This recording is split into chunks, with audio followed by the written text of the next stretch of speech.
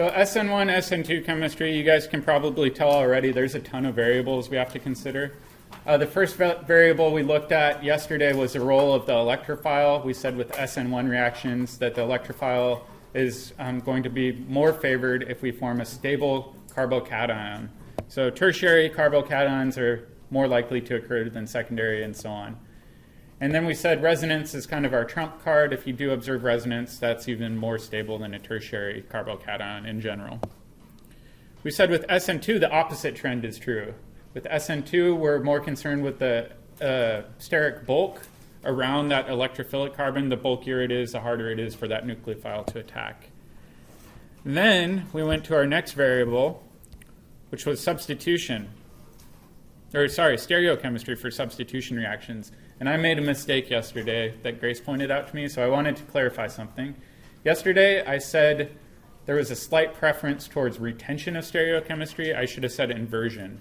If we look at the top one over here, this would be our inversion.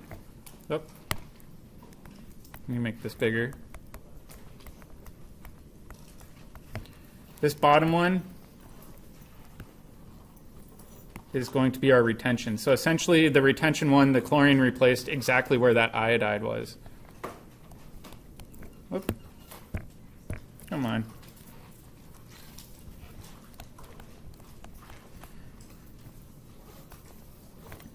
All right, there's one other thing that I also wanted to clarify. I said that you'll get a mixture of enantiomers, but what if there's another stereo center in the molecule? Will we necessarily get a mixture of enantiomers?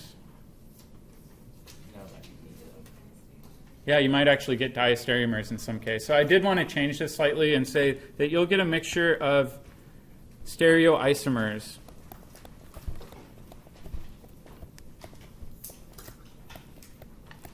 The most important thing to remember is that when you have this carbocation, you're essentially going to scramble that stereo center. If you've got other stereo centers, those are going to remain unchanged. So you do have to consider that when you're doing substitution reactions.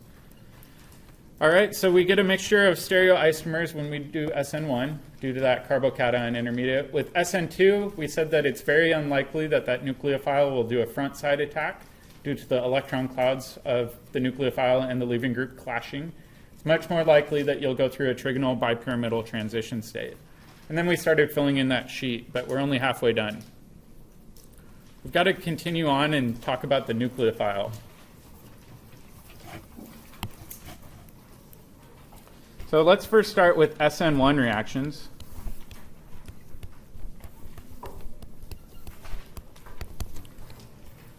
With SN1 reactions, I want to compare the following.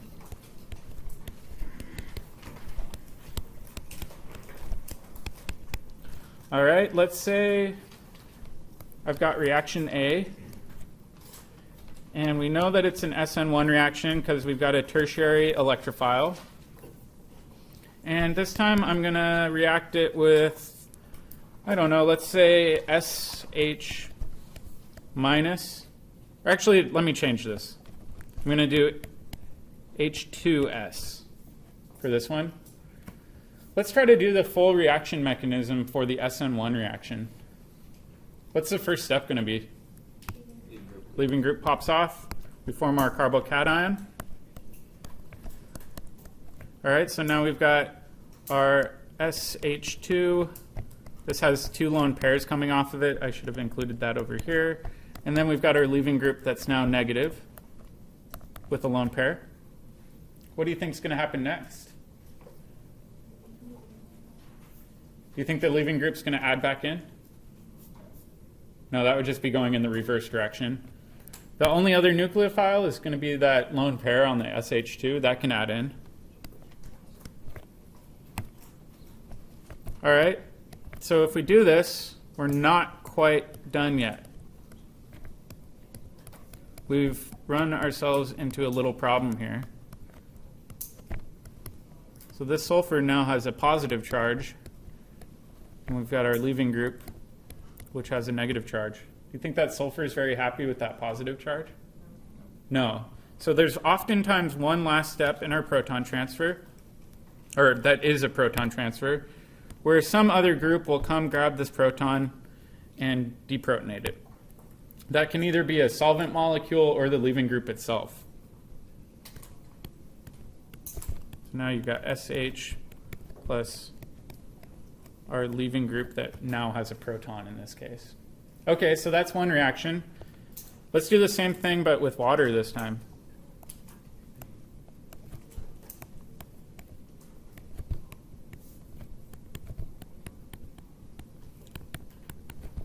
So we'll do an analog. So let's complete it. And then after you're done with all of the arrow pushing, I want you guys to determine which reaction will be faster, A or B.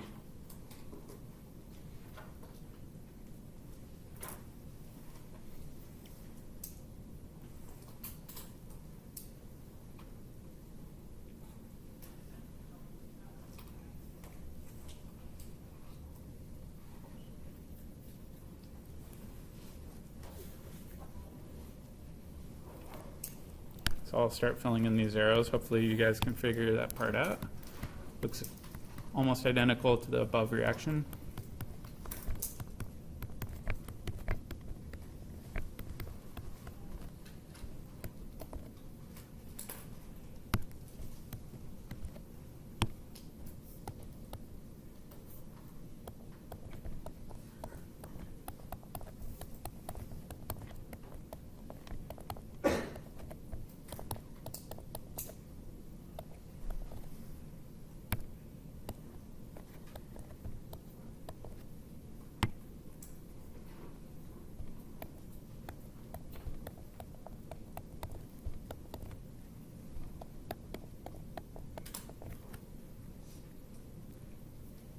All right, how many of you guys think you know which one's faster? Let's talk with our neighbor and try to talk through this.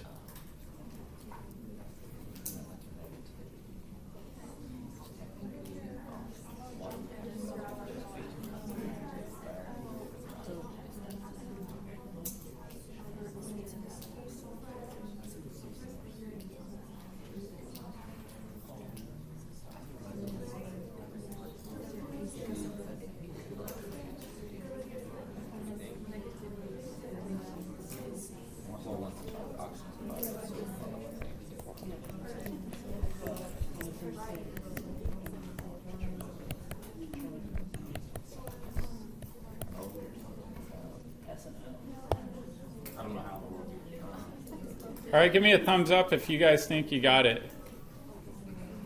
A few, I don't know.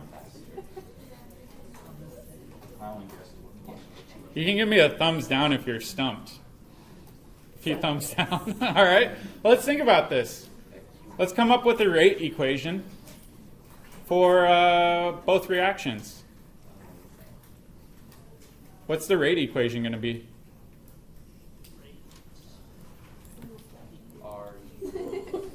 We'd say rate equals this little k times what? The concentration of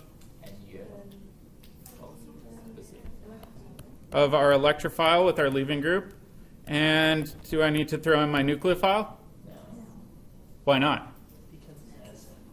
Because it's SN1. So now let's ask this question again. Which rate is faster? Yes. What, Kelsey?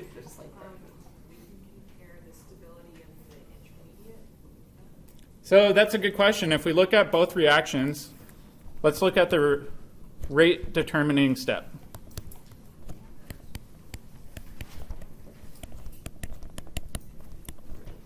And I'll call this RDS. So we've got this reaction coordinate diagram. We know that for this diagram, we've got two humps, right? Because it's SN2. And in fact, the first hump's going to be really quite high. And then we've got the second little hump, and it goes more like this. So over here, we've got our starting materials. That's our leaving group. And this would be our, I'll just call this our nucleophile for right now. We want to compare these. And then we've got this giant activation hill that we have to overcome. We'll call this EA1. And then over here, we've got a second activation hill we have to overcome, and this is EA2. This whole portion right here is really all that matters, right? This is the biggest hill you have to overcome. That's our rate determining activation energy. So this is our rate determining process.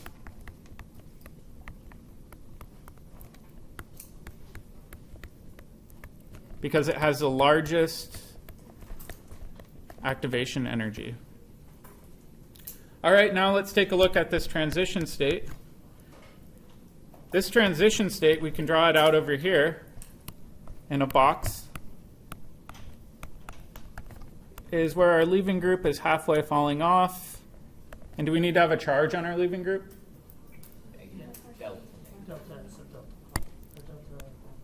Yeah, so this is delta negative, and then we're forming a delta positive. And to indicate that this is a transition state, not an intermediate, we bracket it and then put that double dagger through. So both of these reactions have to go through that exact same process of losing the leaving group, right? As long as the leaving group's identical, do you think the rate's going to vary? Not at all. The rate determining step is identical for both of these reactions. The nucleophile doesn't matter one bit. It's kind of tricky to think about. The only thing that matters for SN1 is that leaving group popping off. That's the rate determining step. So nucleophile doesn't play a role in that. So let's make a note that neither is faster. The answer was yes. It's a little bit tricky, but it's an important thing to consider that nucleophile really doesn't play a role in SN1 reactions. The only thing you really need for an SN1 reaction is a lone pair. You don't even need a full negative charge. A lone pair is good enough to get you over that second activation hump, that EA2 step and the second step. You said nucleophile doesn't play a role in SN1 reactions? Not really. Not a major role in the rate determining step. It's only involved in that EA2 step where that energetic barrier is trivial. All right, now let's do SN2 reactions.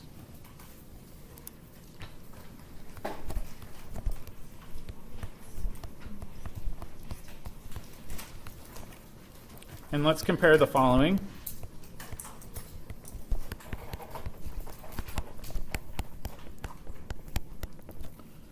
All right, so in this one, I've got a reaction that looks pretty similar. I'll call this reaction A. In this case, we've got, again, our generic leaving group, but this time I've got hydroxide. And let's do the SN2 reaction. And then for B, I'm going to do the analog, but this time with sulfur.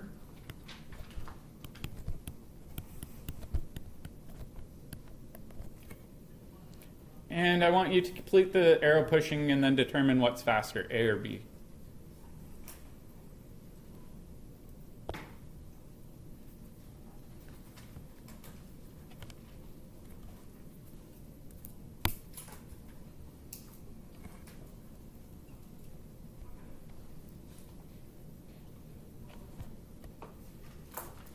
Do we have to make a carbocation? Nope. Should I go like this? Probably. Am I done? What else am I missing? Leaving group falling off. So we need to have this just like with our practice problem, our problem of the day. Okay, so pretty straightforward.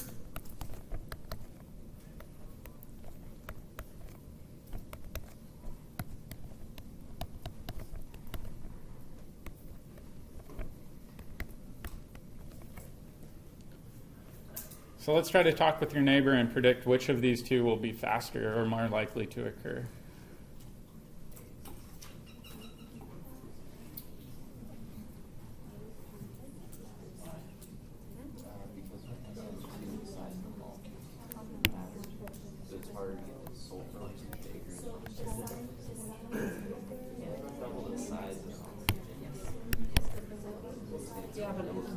So it's harder to raise your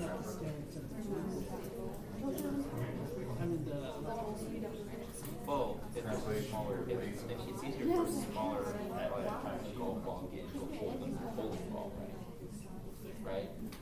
Even if the hole's bigger than both of them, you're still more likely to pack a golf ball, right? And it's like more like negative.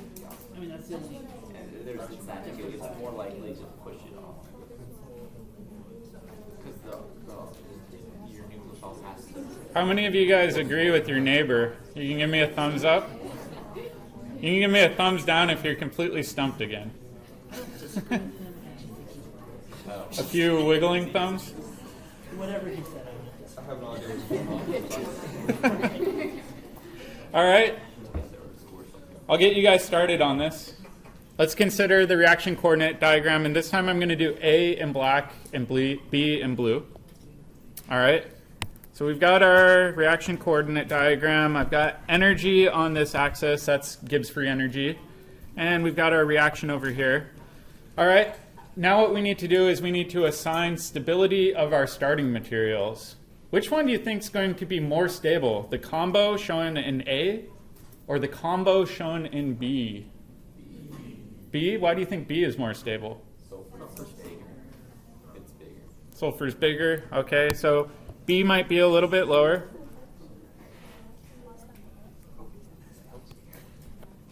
Okay, so we'll put B down here. All right, and A will probably be somewhere, I don't know, I'll just put A right here. All right, now let's consider the transition state for each of these. Which one do you think will have the more stable transition state, A or B? A. Let's think about this using the Oreo rules. You guys remember those from acid-base chemistry? So let's consider the transition state for this one. I'll draw it down below in green. We've got our leaving group down here, and I'm kind of running out of room. And we've got our OH right here. Got our double dagger.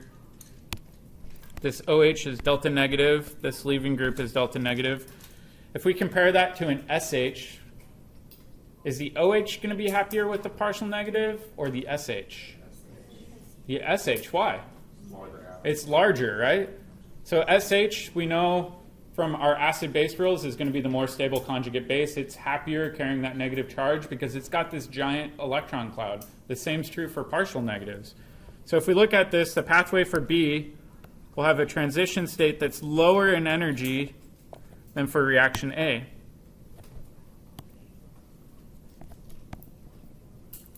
Both of them go to, well, let me clean this up. Go to about the same. All right, now what we've got to consider is which one will likely have the faster rate.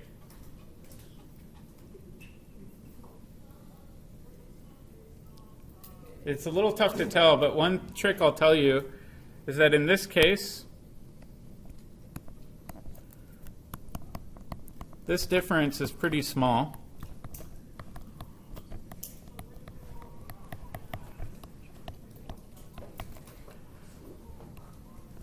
This difference is large.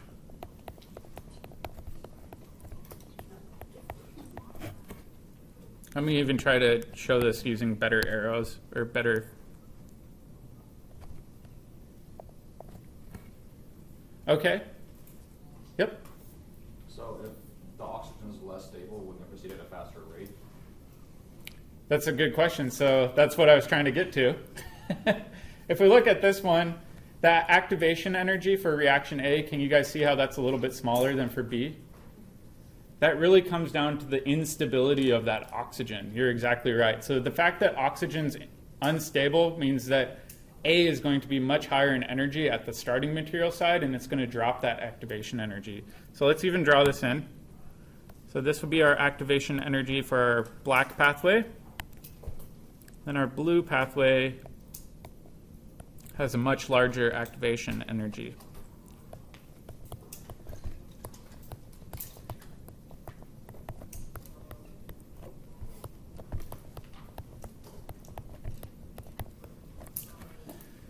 All right, now knowing that, which reaction pathway is going to proceed faster?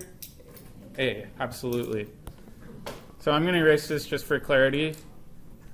I told you guys this gets complicated, and there's another variable that changes this too, unfortunately. All right, so Let's make a note. Reaction A is faster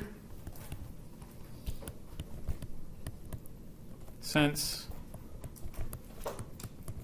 OH minus is less stable than SH minus. It's all about stability with nucleophiles. An unstable nucleophile is going to be more reactive.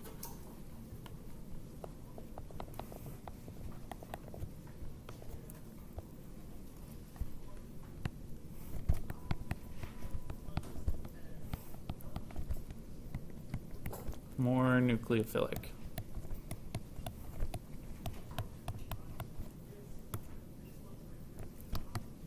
So again, this goes back to a lot of the same trends that we saw in acid-base chemistry.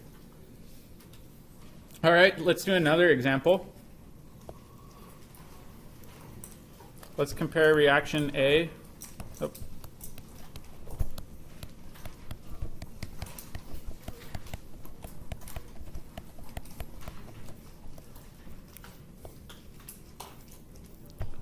Got reaction A here. This time I've got a leaving group, and I've got this nucleophile versus reaction B, where again we've got a generic leaving group.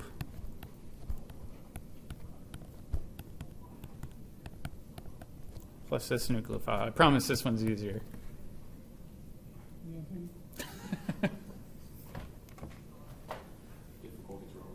Difficulty is relative. Is this SN1 or 2?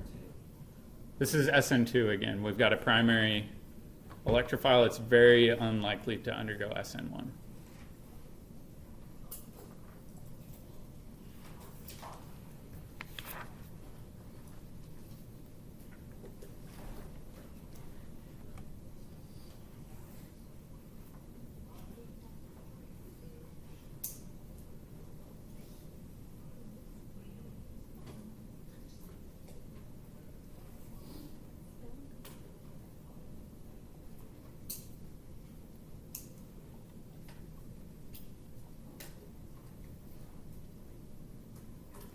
All right, so let's do the arrow pushing. Kick that off. Kick that off.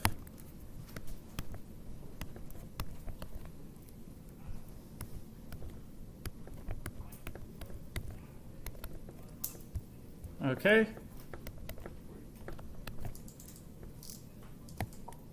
So we've got a leaving group that popped off in each of these.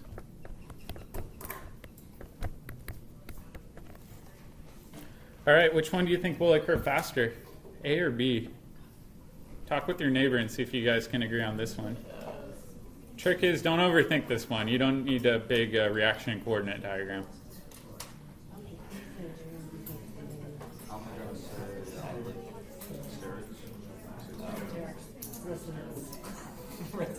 Random answers. Residue does a leaving part. they all work if you have zero things. Whoa.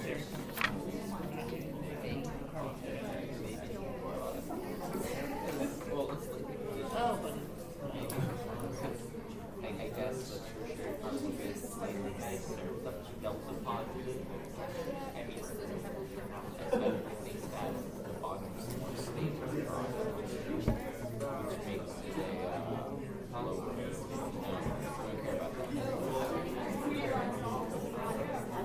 So it's more stable.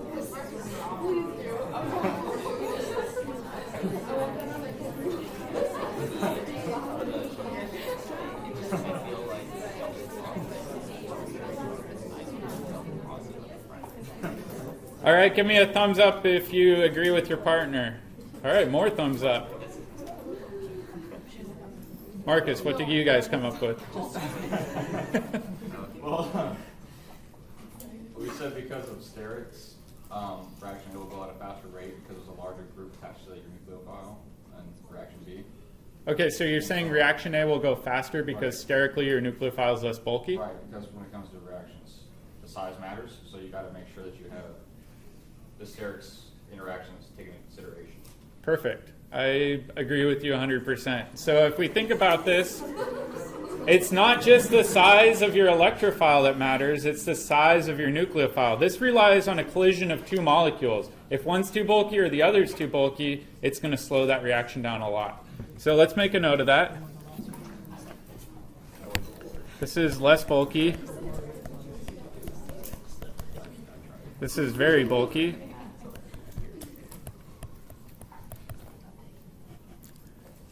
That means reaction A is more likely to occur.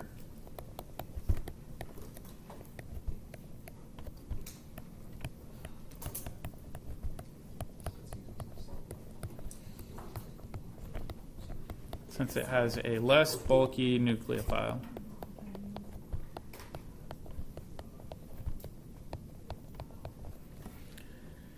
If we were to compare the conjugate base stability of these two, they'd be roughly similar, so we can't necessarily use those same acid-base stability rules in every situation. We've got a lot more to consider with the stability of nucleophiles. So let's box this off, and then I'll get us started on kind of coming up with some trends here. So to summarize,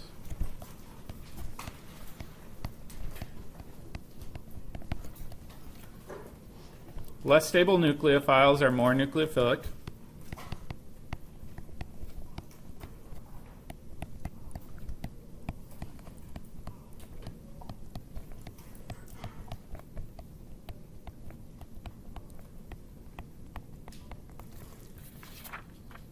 And less bulky nucleophiles are more nucleophilic.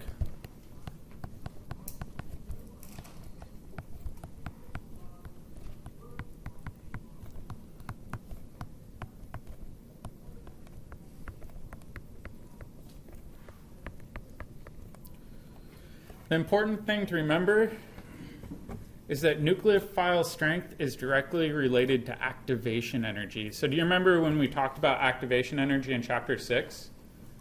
I said that sterics matter a lot when we're looking at rate. Again, this is coming back. We're not concerned with delta G, we're only concerned with that hill we have to overcome. So it's a little bit different than acid-base chemistry in that regard. So nucleophile strength is directly related to EA, not delta G. So nucleophile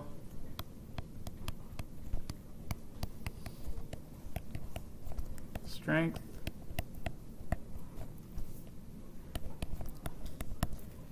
is, I should put is related to, I shouldn't say equals.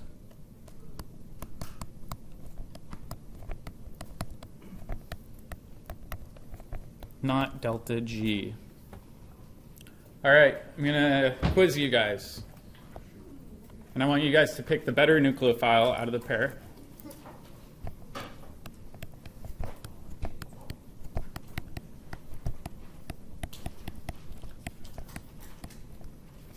And in this case, I'm going to do nucleophiles that are in the same row in the periodic table. All right.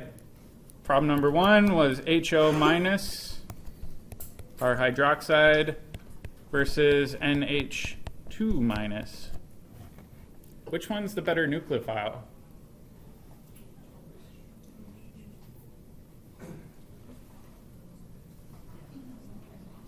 Let's go back up and look at our list. Less stable nucleophiles are more nucleophilic.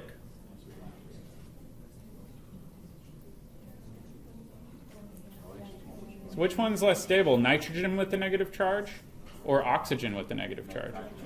Nitrogen, right? So we could say this one's the better NU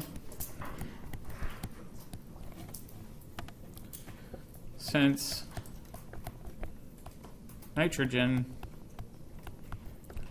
is less electronegative than oxygen. So do we look at stability first and then the bulkiness? Yeah, if it's similar in terms of bulkiness, you just want to look at stability. If it's a combo of the two, then you're entering a gray area that sometimes you have to figure out experimentally. I'll try to compare apples to apples here, though. Let's do another one.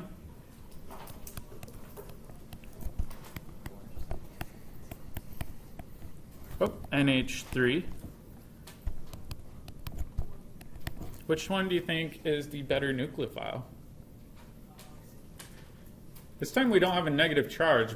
The nucleophile is going to be the lone pair. Think about which lone pair is more likely to be involved in a nucleophilic attack.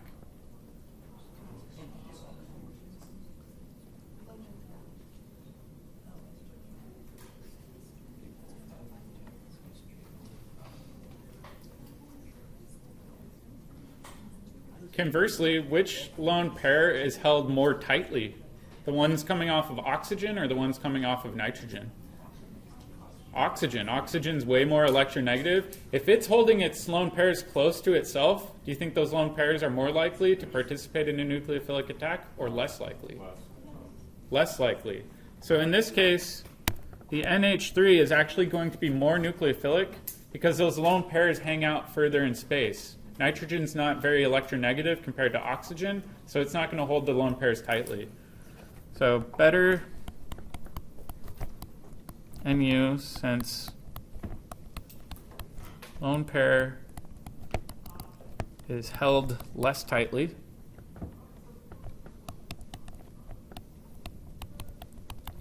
All right, and then last but not least, I got an easy one.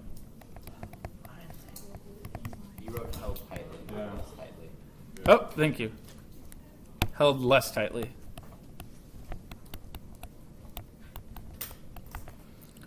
All right, for our last easy one,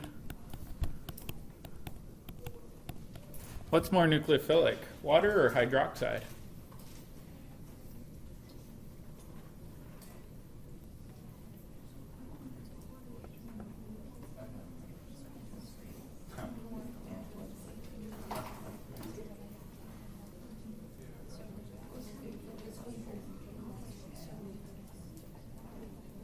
Which one's less stable? Hydroxide, easily. So we'd say it's a better nucleophile since it has a negative charge.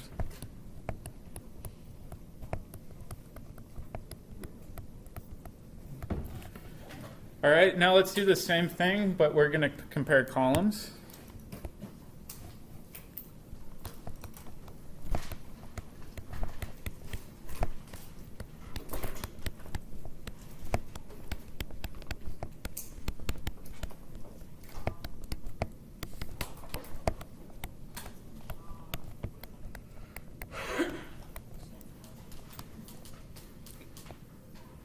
And all I'm going to put here is it is not as simple. ...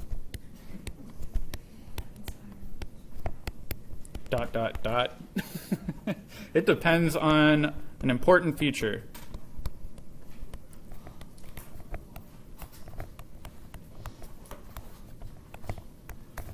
Depends a lot on your reaction solvent.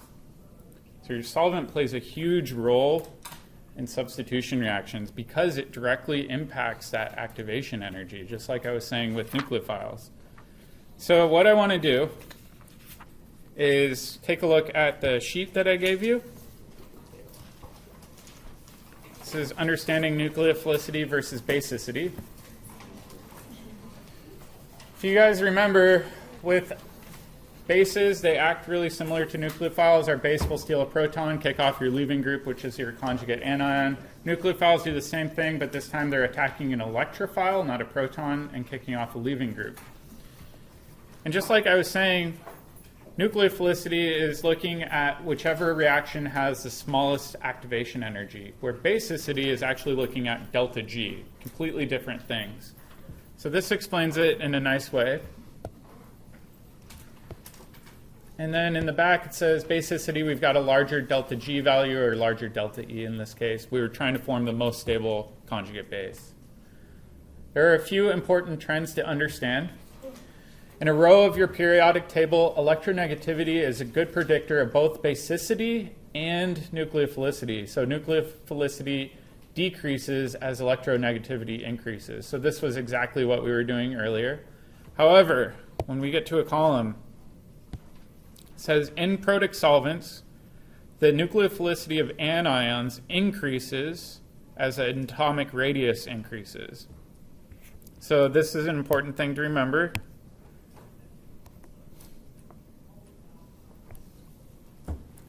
So in this case, SH minus will actually be more nucleophilic than OH minus. This was counter to what we just covered, right? We said that OH minus is less stable. It should be more nucleophilic. And this is because protic solvents, those are solvents that have OH groups or NH groups, things that can hydrogen bond, will tightly solvate small anions. Larger anions are packed less tightly. It's a little bit bizarre to think about, but let's draw it down here. Imagine that you've got an SH. Actually, let me put a big old electron cloud.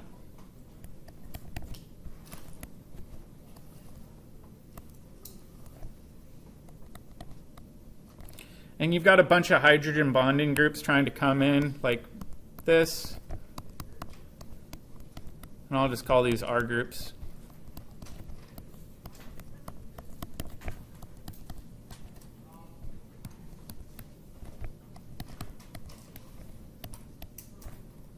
You can fit in a lot more hydrogen bonding groups and it will be packed in this really tight little sphere of solvation. Versus this one, it's got this big squishy sphere of electrons.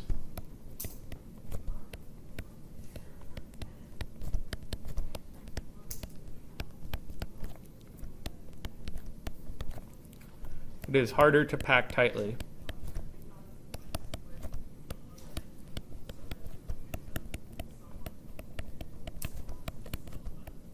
In protic solvents.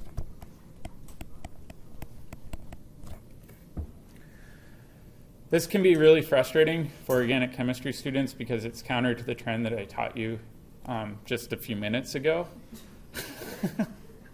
One thing I will say though is SN2 reactions are rarely run in protic solvents. They're almost always run in aprotic solvents. Let's think about why. If we think about the stability of both of these in protic solvents, they're going to hydrogen bond to the solvents around them, right?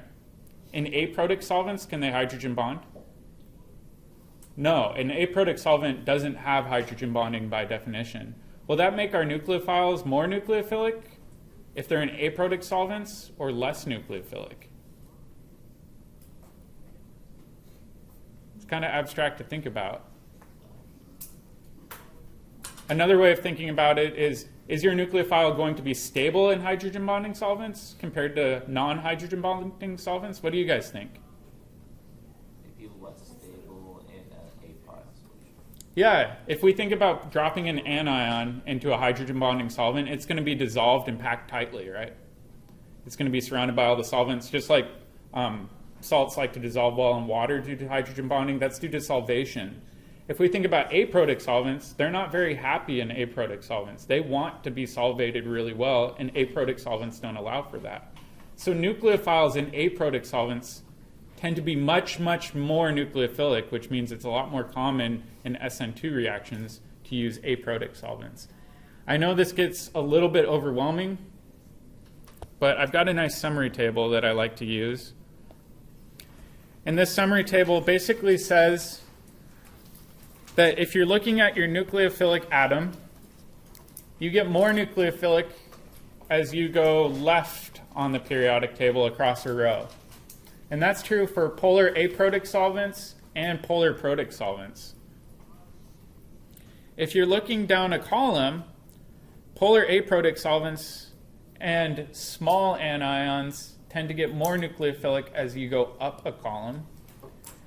And then if you've got polar protic solvents plus an anion or a neutral molecule, they tend to get more nucleophilic as you go down a column.